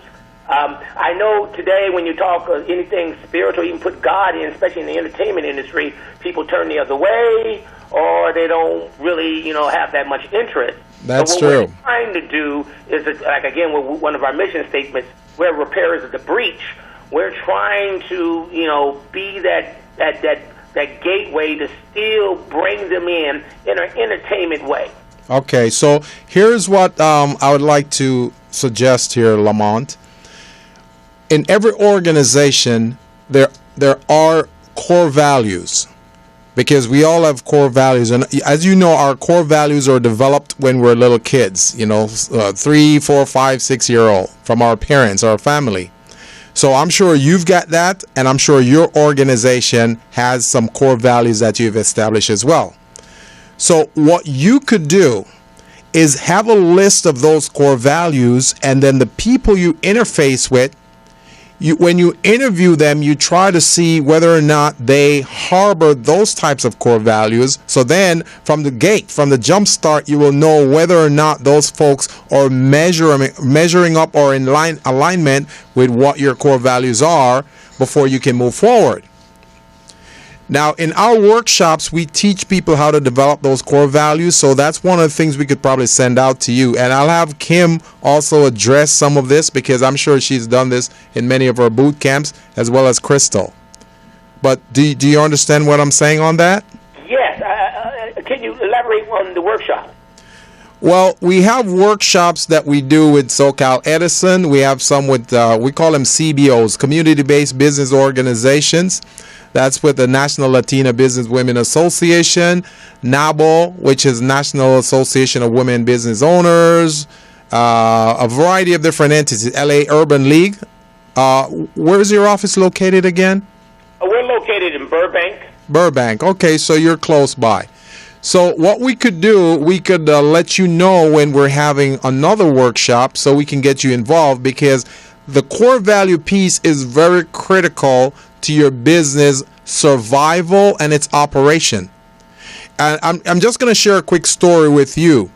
The Japanese culture, whenever they're doing business with anyone, core values is one of the first things they look at. And if you don't share the same core values, they have nothing to do with you. So that's something I would like to put out there so a lot of entrepreneurs can start looking at. But I'll have my co-host Crystal also share her opinion, as well as our guest Kim. We're going to let Kim go. Well, our take on core values is also what are showstoppers, what behaviors that are just not acceptable, and make certain that those are, as you said, communicated at the point of interview. Mm-hmm. You know, if someone's not going to pick up the phone after after a certain period of time, if they're not going to collaborate, communicate, they're not willing to train, they're not willing to change hats, find those things out ahead of time, because those are critical as part of your core values. So often core values are these high aspirational elements, but you also have to go through and say, things that are just not acceptable. Mm-hmm. Exactly. I would concur with that. You set the standard for your business, right? And that goes from the top down to the bottom. And I personally think in today's business world, that has been lost in the core values and coming from the top.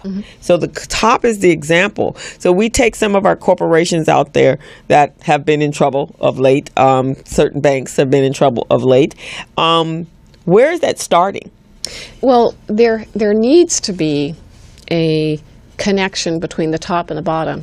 Too often it's like, okay, well, this role, these small people are going to interview them, and that's it, as opposed to having that connectivity all the way through. There are still some large companies, not a lot, that, regardless of what the position is, they make certain that there's someone at the C-suite that's also interviewing the person in the front lines and making certain that there's a clear connection to what happens and what doesn't happen.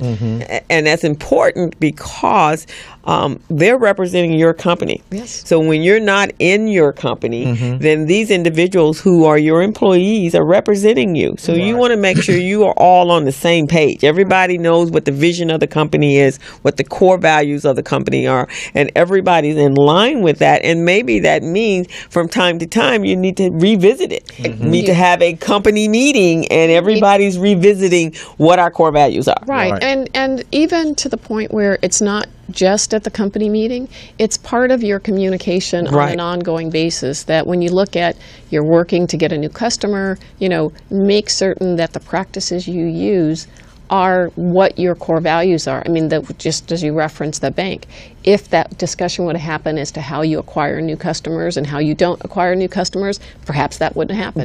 Perhaps that wouldn't happen, as of thinking we're operating in silos and nobody's ever going to catch up to what we're doing. So I think that's important. And Lamont, I think when you're doing something on a spiritual basis or religious basis, and you operate a little bit like a nonprofit. If this is what we stand for and this is what our missions and goals are, then that has to be exhibited both with our customers and as well as our internal staff and all the individuals that are working in the company, even our subcontractors. If you have contractors coming in, they all have to understand this is the mission and the goal of our organization. And so go ahead. I'm sorry. No, that was basically what So with that being said, Lamont, just to put icing on the cake here, here's what I'd like to suggest to you right now. I would like you to make a list of 10 core values that's very important to you and your organization. It could be honesty is one of them, competency, integrity, accuracy, loyalty, diversity, dedication, excellent, teamwork. If those are some of your key core values, I want you to list those. And then once you list those 10 core values, I want you to rank them in order of priority. So whichever comes first. So if you feel like honesty comes first, you check that as number 1.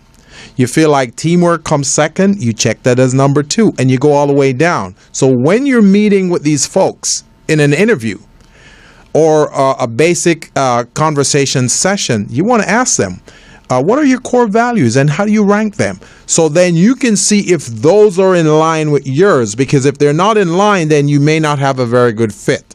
You know, they may come up with 10 totally different core values that may not be yours. Now, some of those you may be able to work with, others you may not, but you want to really know what they are. That's what I would suggest to you, Lamont. Again, don't get me wrong, when we do interview with people, even our customers, because she's right, we're a spiritual-based organization. Oh, yeah. We're following basically Galatians 10, the characteristics of a Christian. Uh-huh. We state that. Mm-hmm. One thing, just because we're in Hollywood a lot and we do film production right. and television production, right. we'll say, yeah. Right. And they get into our home. I call our company our home. Right. Then they try to take, I say, those secular, those commercial ways. Right. They slowly come out, trying to then exhibit basically what they felt we should do or what they thought it was. Right. It's very clearly that we are biblical films, right, based. And again, from my staff on down, we pray 3 times a day. Our staff, our productions are all spiritually based. Right. People are just trying to find whatever way they can, and then that's where the controversy begins. So maybe what you could do in that case then, Lamont, is do a memorandum of understanding between you and them to say, this is what our core values are. You're coming on board with us to participate in our environment, our activities, and you're pledging that you're going to abide by these core values. Are you agreeing? You see what I mean? Have them sign that memorandum of understanding. Again, for Mr. White, we do give him our policy procedure book, which is with all that. Which is great. Again, the sad part is that, I don't know, it's just the people these days, they right now people don't want to hear God, or they have a problem with morals, and they feel it's just strictly business. Right. Morals and God is left at home, but when you step out that door, you're in the world. Well, one of the things that Crystal and I can do with you, Lamont, is to do a sit down. You said you're in Burbank.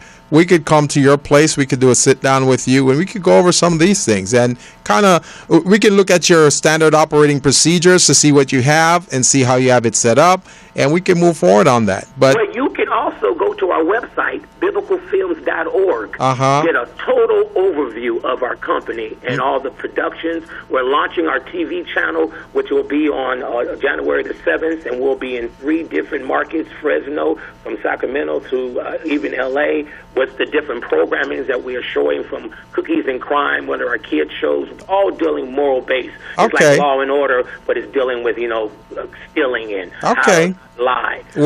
We'll take a look at it, and we'll take a look at it, see what it's about. But we truly, truly appreciate you calling in, participate in our conversations today, and hopefully what we've said here today can shine some light on where you want to go and how you want to handle it. Okay? Thank you. Thank you very much. Thank you, sir. And keep on listening, okay? Yes. All right. Thank you. All righty. Thank you, Lamont. So you want to take a quick break? Yeah. We'll do a little break and then we'll finish up. Okay. So we'll take a break and we'll come back in 2 minutes. But remember, our phone number is 323-293-3375. That's 323-293-3375. This is the Business Zone with Crystal and Gilbert.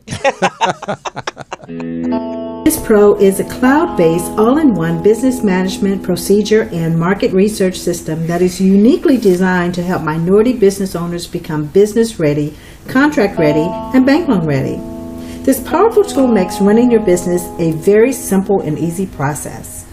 Small Biz Pro provides immediate access to key documents in 10 seconds or less, so no more searching for those important documents when you need them. It gives business owners a sense of order and confidence. Are you ready to become business ready, contract ready, and bank loan ready? Then log into smallbizpro.net and get your limited free trial of Small Biz Pro today.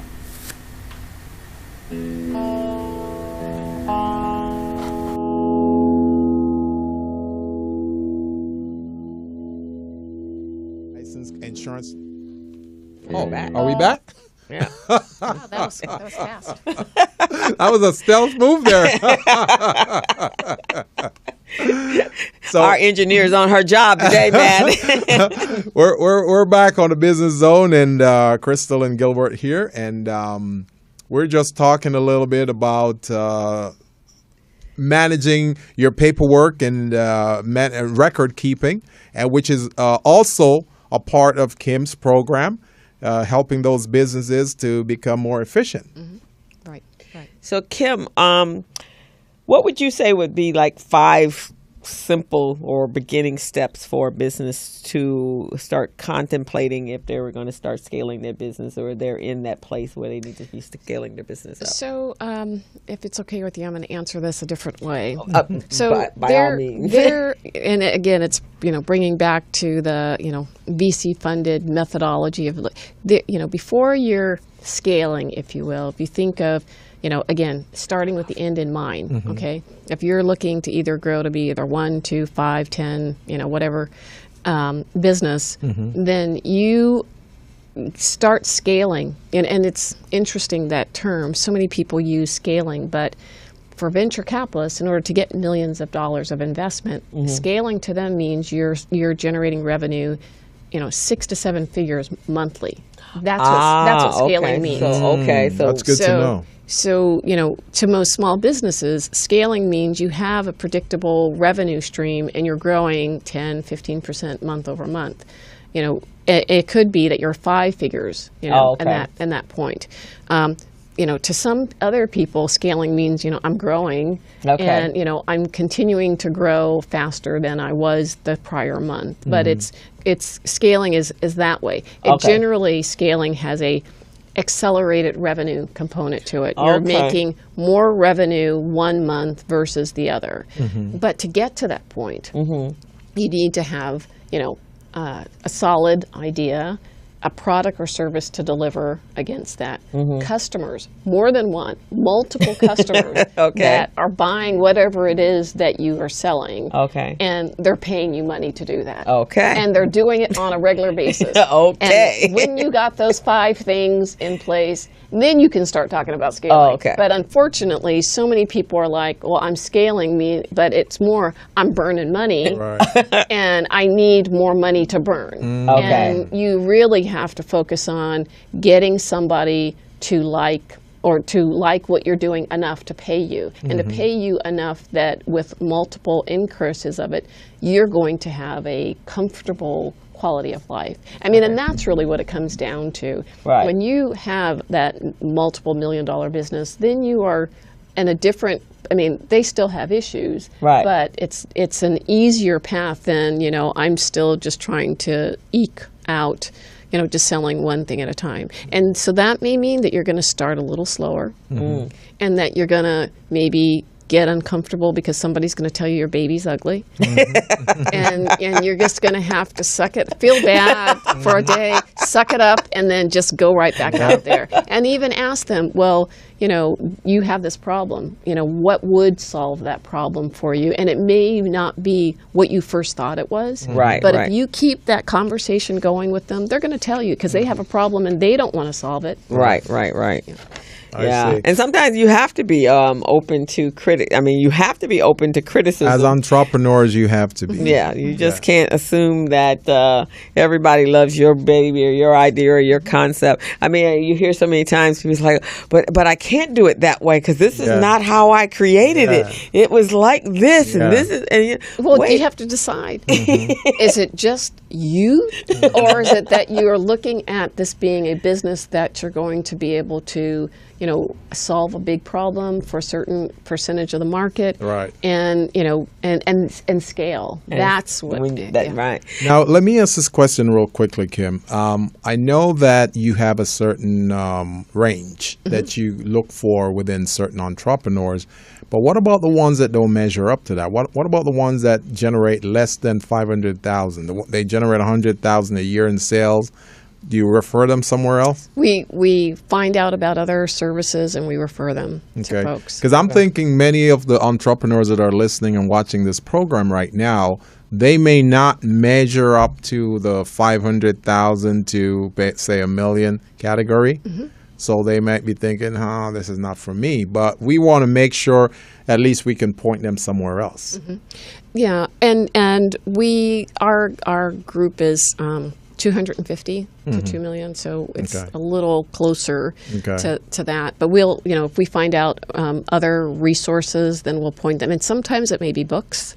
Sometimes it may be asking you to invest in a coach to help you get there. But you can't try to solve all these problems by yourself. I mean, unfortunately, because of what we're doing, I do get people that are less than the 250, and it's like, gosh, I really would like the help. And it's like, my advice to you is, find somebody who says they're a coach. They should have strong financial background, such as yourself. They should have experience helping companies go from where they are to where they want to go. And then if you do that, then that's part of the journey. That's how you get there. And you can't do it all by yourself. Now, do you have a list of successes that you have on your site? Say, these are companies that went through our program and they're doing great today. Do you have let me just share with you, most of my successes have been my personal ones. I have my 6 prior companies where I raised $30 million for. I took them from idea, a few of them from idea to exit, and some of them were not idea to exit. Our mission is to help fund 1,000 companies and help them, be able to hire sufficient enough jobs, 20 jobs each, so that it's a $1 billion impact. I'm excited to share we're now down to 999. Okay. Last month we helped a company get $300,000 in funding, and they're going to get access to $2 million. Oh wow! Is that going to be like a line of credit available to them? It's performance based. So their first infusion was $300,000, and based on some additional performance, they'll be able to get access to another $300,000 to $400,000 and so forth. Let me tell you about the profile of that company. African-American entrepreneur. He had an app. It was basically Pandora for exercise. Oh, wow. Million users, 2 million in revenue. He wanted to hire some engineers and marketing, and we were able to connect him through our network. But for us, the keys are you're accelerating revenue. He was scaling. His revenue was going up, 35% month over month. Wow. He was looking to hire people use it for growth. He was looking to add marketing, for his particular support. So those are the components. So that to your point, that's one of our other success stories. We look to do another funding before the year's out. Oh, it's fantastic. So even for our callers, even though you may not be there at this point, but what Kim said at the top of the conversation was you're going to change your paradigm to thinking, I'm going $1 million business. So what do I need to do that? And what I found, and I do a youth program where we teach kids to be entrepreneurs, and that's one of the exercises we do right off the bat is, okay, what does it take in order to get, you want $100,000, you're a kid, but you want $100,000. What do we need to be selling your product at, and what does it take for you to do that? So they get that right off the bat. Whereas we found with most of our business owners, they're in business by default. A lot of them fall into business, or as we a couple weeks ago, we reviewed the book E-Myth Revisited, and we went through that. And I've been doing this for someone else, and I'm just sick of this. I'm sick of working for them, and I'm going to start my own business. But they don't understand what's been going on in the back. Why you're sick of the company is whatever's been going on in the back. So they don't know that until they actually get into that position. And another way of looking at it is, first, what is the income level that you that you deserve, not looking at it as, well, I can only. Right. No, you deserve to make a 6-figure salary or Exactly. 7-figure salary. And then, it's part of the starting where you want to be and working backwards. And then look at, okay, what size the business need to be to make that happen. You can do that. Right. You can do that. Right. That's what the other guys are doing, let me tell you. Right. Exactly. And a lot of times that's one of mine when I'm doing my my business plan class. It's like, okay, if you are thinking that you want to do $50,000 a year or $60,000 a year in revenue, you don't need to leave a job. Right. Because you make that at a job. So you got to be thinking bigger. You got to be thinking of $1 million. And you're like, wow, that's a lot of money when we do projections. Oh my God, that's a lot of, no, that's not. Right. If you're running a company, so now let's put in your expenses, let's put in your cost of goods. That's not a lot of money. No, and it's back to the discussion last night. If you don't have a business that is making, $500,000, million, $5 million, you're going to have some pain. So how much pain do you want? And when it's painful enough, you will look. But it's the paradigm shift. It's working with experts like yourself, saying you could be $1 million business, and somebody's going to help you figure it out. You don't have to have all the answers, but you just got to want it. And don't be afraid. Right, exactly. And be willing to invest in your business. Exactly. Because it's going to pay off. Whatever you're paying for, coach, and classes and to grow your business or to even get your business positioned so it can grow, then that's going to be beneficial on the back end of it, because you're going to start immediately seeing, when you're working with a coach, you start immediately seeing progress because you're being redirected, and things that you hadn't thought about, they have thought about, because this is what they do for a living. So we can look at your business objectively and say, you know what, I don't think that's working, but why don't we try this? Right. And the other thing is, the one thing you can't control is time. Right. And recognize they say it takes 3 times as long and it costs twice as much. And so give yourself time to learn how to get it right. Too often people think, I got this idea, it's going to be the next Facebook. That's 1 out of billion possibilities. Which takes me to my next point. Entrepreneurs, one of the things I really want to emphasize, so you guys understand, when we talk about pain here, we're talking about the fact that pain, it's measured in 3 ways: time, money, and resources. Okay? Time, money, resources. That's what your pain in your business amounts to. So when we're talking about pain, that's really what we're talking about. The next way in approaching pain is that you're in business to solve a pain. Just remember that. Not just to get rich or to create or to bring an invention or an idea to the marketplace. Right. It's to solve a pain in the marketplace. Just want to put that and it's not about them. It's not about them liking their product. It's about your consumer liking your product. It has nothing to do with you, right? It's not about you. It is not about you. It's about your customer. And until you got your customer, we had a webinar. That's one of the things that we do is every other week we do subject matter expert webinars. And this morning we had one on how to present to win large customers and investor. And our presenter said, when you think of what you do, it's 3 things. Is it a nice to have? Is it an aspirin? Or is it like, penicillin? And so you have to continue to have that conversation and dialogue to make it's a must-have. Because when your product or service is a must-have, when the economy adjusts, you're in there. You are a requirement. Right. Which is what happened to during the recession. They hadn't prepared, and again, they're working on small margins, not having projected. There are people that I know that were in the mortgage business that survived because they knew their market, and so they were able to project out. They knew something was about to happen, so they start pulling back and downscaling and figuring out another direction to go in while the market was turning itself back around, and also seeing it's just like when you're in the stock market. market.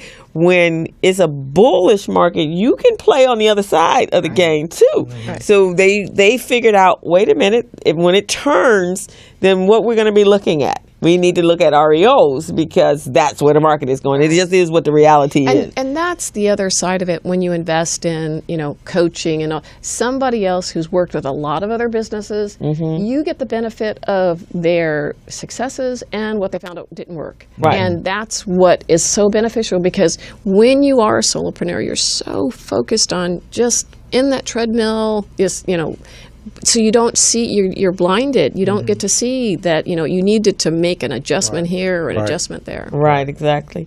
So we're getting close on our time. That's 2 hours go by so very quickly. So, Kim, we really want to thank you. So is there anything you would want to share and close in and talk about? A couple things. So our next boot camp is going to start on January 4th, and we'll be having the link open for folks to apply there. Okay. And then the other is we do, as I shared with you, the subject matter expert webinars. They're free.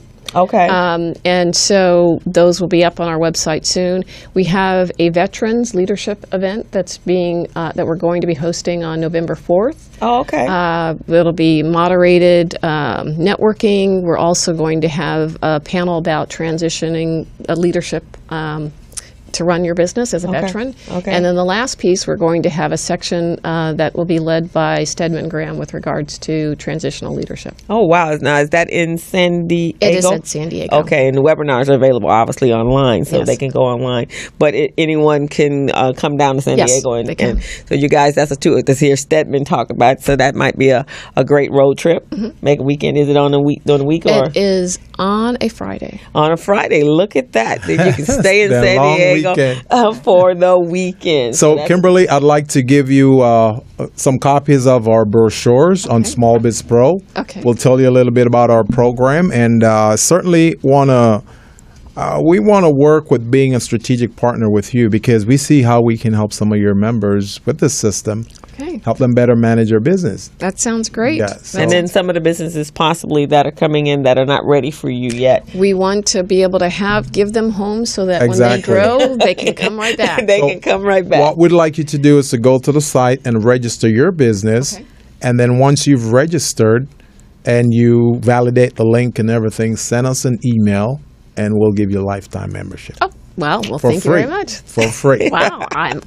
Providing you'll refer some of your businesses our way. Okay, you can count on that. Definitely. Well, thank you so much, Kim. Yeah, we've been very blessed to have. So now that we're talking grown-up businesses, guys. We're teaching. We're at adolescent stage talking about college. So that's where we are. So that you guys will get that. But see, one day you did go from kindergarten, college. So you can still do that with your business. All businesses start that way. The great part about businesses is you can be young again. Yes. Yeah, that's good. So I want to thank you guys. We will be back next week. We're starting. Any announcements you want to make? Let's see. There is actually a play, and I believe Lamont was calling in Biblical Films. They have a play that is called The Marriage, and it is going to be on October 8th at the West Angeles Performing Arts Studio right there on Theater on Crenshaw. And it is Dawn Lewis is the lead actress, and they have a 2:30 show and a 3:30 show. So I believe if you go to the biblicalfilms.com, you can find it, and they've been posting it all over Facebook. And so check that out. It sounds like a great play.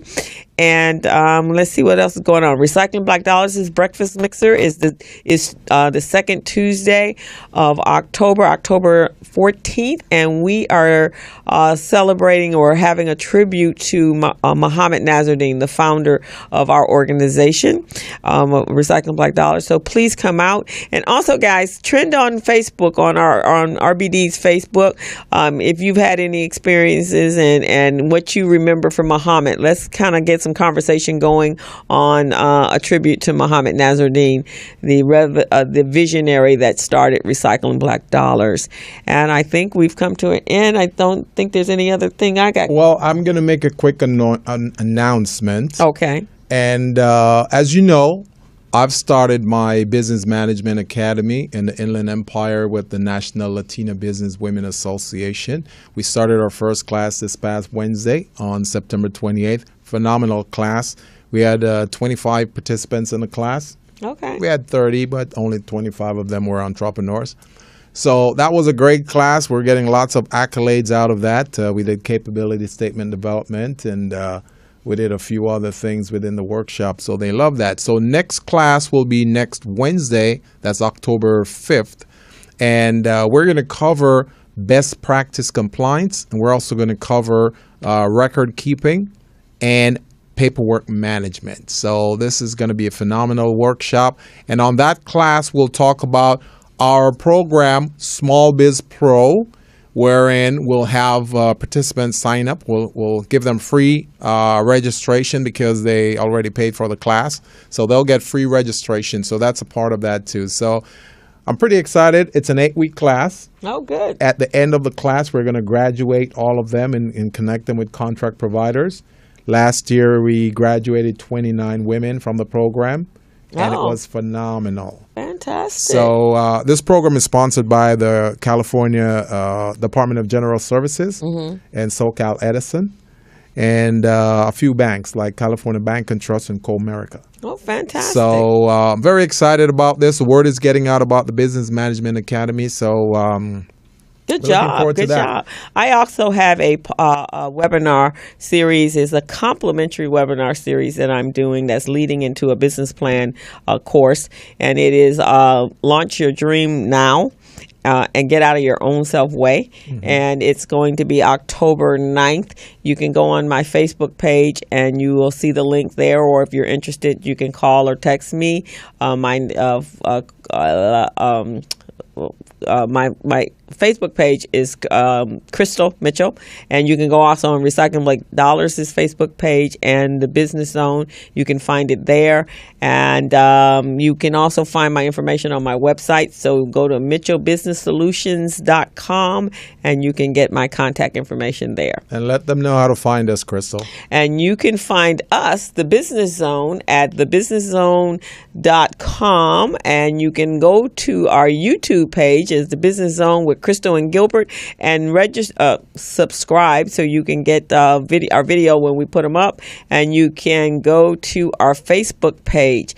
And you just Google the Business Zone with Crystal and Gilbert, and you can find all of us everywhere on the internet. We're at the top of the page. And the next 1,000 subscriber will receive lifetime free membership. There you in go, the Small guys. Biz Pro. And so go there and subscribe right now. Okay, and so we're gonna close it out, but make sure you go to FoundersFirstCapitalPartners.com and register for the boot camp, and as well as the upcoming webinars that she has, and they're complimentary. So she gave you some powerful information. So you guys want to take that business and start getting that $1 million revenue place or $250,000, then this is the first step. And when you register at that site, you will also get access to a free white paper. Just so you know. Okay? We're checking out. All right. This is Crystal. And that's Gilbert. That's right. We'll see out. you next week.